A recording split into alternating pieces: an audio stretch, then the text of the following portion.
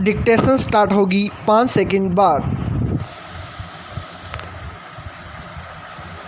Yes अध्यक्ष महोदय, प्रारंभिक दौर के भारतीय राष्ट्रवादी नेताओं का विश्वास था कि राजनीतिक मुक्ति के लिए सीधे संघर्ष का कार्यक्रम इतिहास की कार्यसूची में अभी नहीं था।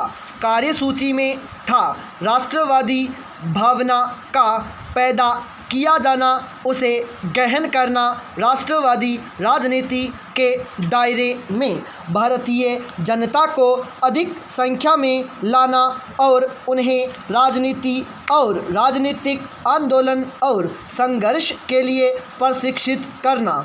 इस दृष्टि से पहला महत्वपूर्ण कार्य था राजनीतिक प्रश्नों में जनता की रुचि उत्पन्न करना और देश में जनमत का संगठन। दूसरा, विश्वव्यापी देशव्यापी स्तर पर लोकप्रिय मांगों को व्यवस्थित रूप में रखना ताकि विकसित होता हुआ जनमत सारे देश का ध्यान आकर्षित कर सके।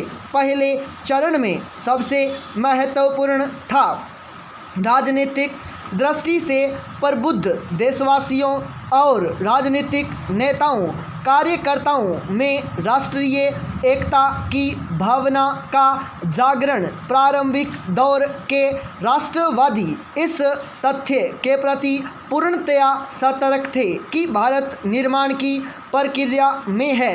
भारतीय राष्ट्रीयता धीरे धीरे अस्तित्व में आ रही थी, अतः यह मानकर नहीं चला जा सकता था कि इसकी सिद्धि हो गई है। राजनीतिक नेताओं को क्षेत्र, जाति और धर्म के पूर्वाग्रहों से मुक्त होकर राष्ट्रीय एकता की भावना को गहराने और विकसित करने का काम निरंतर और अनिवार्य रूप में करना ही था। उदाहरण के लिए भारतीय राष्ट्रीय कांग्रेस ने आशा की कि वह देश के विभिन्न भागों के सक्रिय राष्ट्रवादियों के बीच मित्रता के संबंधों को प्रगाढ़ करने की दिशा में एक छोटी सी शुरुआत करेगी। प्रारंभिक दौर के राष्ट्रवादियों ने अपनी आर्थिक और राजनीतिक मांगों को इस दृष्टि से तैयार किया था ताकि वे भारतीय जनता को एक समान आर्थिक और राजनीतिक कार्यक्रम के आधार पर संगठनबद्ध कर सकें। पाई पैरा चेंज संभवतया प्रारंभिक दौर के राष्ट्रवादियों को सबसे महत्वपूर्ण राजनीतिक काम उनका साम्राज्यवाद का आर्थिक विवेचन था। उन्होंने उस वक्त के आर्थिक शोषण के तीनों रूपों यानी व्यापार, उद्योग और वित्त पर नज़र रखी। वे अच्छी तरह समझ गए कि ब्रिटेन के आर्थिक साम्राज्यवाद के पीछे सार दृष्टि भारतीय अर्थव्यवस्था को ब्रितानी अर्थव्यवस्था के अधीन रखना है। उन्होंने औपनिवेशिक अर्थव्यवस्था के मूलभूत लक्षणों को विकसित करने के ब्रितानी प्रयत्न का जोरदार विरोध किया। उन्होंने उपनिवेशवादी ढांचे पर खड़ी सरकार की प्राय सभी आर्थिक नीतियों के विरोध में प्रभावशाली आंदोलन आयोजित किए। अलावा इसके उन्होंने आर्थिक जीवन के प्रत्येक क्षेत्र में यह पैरवी की कि भारत पर ब्रिटेन की आर्थिक अधीनस्थता कम की जाए, यहाँ तक कि उसे समाप्त कर दिया जाए।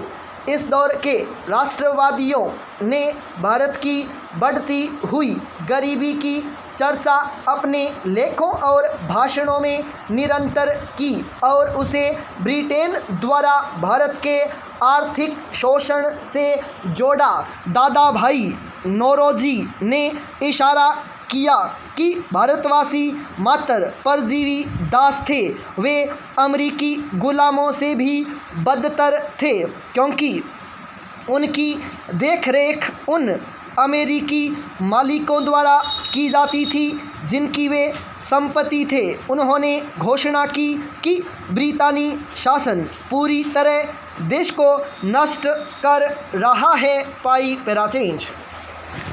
अध्यक्ष महोदय, इन राष्ट्रवादियों ने परंपरागत हस्तशिल्प उद्योग के विनाश को, आधुनिक उद्योगों के विकास को बाधित करने वाली सरकार की आर्थिक नीतियों की निंदा की।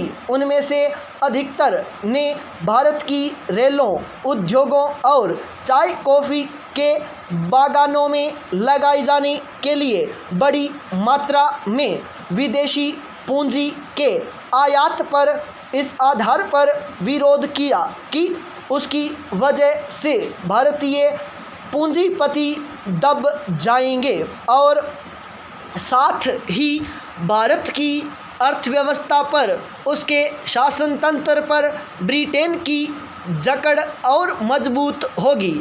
उन्हें यकीन था कि विदेशी पूंजी के निवेश ने न केवल वर्तमान बल्कि भावी पीढ़ियों के लिए भी एक गंभीर आर्थिक और राजनीतिक खतरा पैदा कर दिया है। उन्होंने विदेशी पूंजी को देश से बाहर रखने के लिए सक्रिय प्रशासनिक कदम उठाने की मांग की। गरीबी को दूर करने के मुख्य उपाय के रूप में प्रारंभिक दौर के इन राष्ट्रवादियों ने भारतीय जीवन के हर क्षेत्र को आधुनिक बनाने और ख़ास तौर पर आधुनिक उद्योगों को विकसित करने का सुझाव दिया। लेकिन तीव्रगामी औद्योगिकरण के लिए सरकार की सक्रिय सहायता और शुल्क से बचाव के लिए एक नीति की आवश्यकता थी। उन्होंने सरकार से आग्रह किया कि वह वित्तीय रियायतें देकर सरकारी सहायता प्राप्त या सरकारी नियंत्रण में चलने वाले बैंकों से ऋण और जमानत दिलवाकर तथा विदेशों से कर्ज प्राप्त करने और उसे देश में लगाने की व्यवस्था करके भारतीय उद्योग की सहायता करे, क्योंकि भारतीय पूंजीपतियों में इस्पात और खान जैसे क्षेत्रों में प्रवेश कर सकने की बिल्कुल सामर्थ्य नहीं थी। लेकिन औद्योगिक विकास के लिए यह आवश्यक था।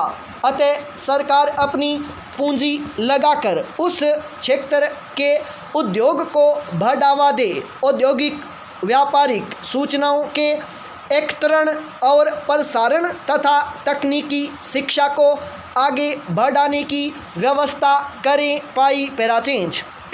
भारतीय उद्योगों को बढ़ावा देने की दृष्टि से उन राष्ट्रवादियों ने माध्यम के रूप में स्वदेशी के विचार को भी प्रचारित किया। सन 1877 के शाही दरबार में गणेश वासुदेव जोशी हाथ की बुनी विशुद्ध खादी की पोशाक में उपस्थित हुए थे। सन 1896 में महाराष्ट्र में एक प्रभावशाली स्वदेशी आंदोलन आयोजित किया गया था, जिसमें छात्रों ने खुलेआम विदेशी कपड़ों की होली जलाई। राष्ट्रवादियों ने सन 1875 से 1880 के बीच आयात पर शुल्क खत्म करने और सन 1894-96 में रुई पर आबकारी कर लगा देने के लिए विरोध अखिल भारतीय स्तर पर सशक्त आंदोलन चलाया। इस आंदोलन ने पूरे देश में राष्ट्रीयता की भावना को उभारने और ब्रितानी शासन के वास्तविक लक्ष्यों और उद्देश्यों की जानकारी देने में एक बड़ी भूमिका निभाई। 28 जनवरी 1896 को पूना के केसरी ने लिखा, निश्चय ही भारत को एक विस्तृत चारागाह समझा जाता है जो मात्र यूरोपियों के चरने के लिए आरक्षित है। भारतीय राष्ट्रीय कांग्रेस के एक भूतपूर्व अध्यक्ष ने विधानमंडल में सन 1896 में कहा, गो भारत ब्रितानी सत्ता की शक्तिशाली बाहों में विदेशी खतरे से सुरक्षित है। स्टॉप।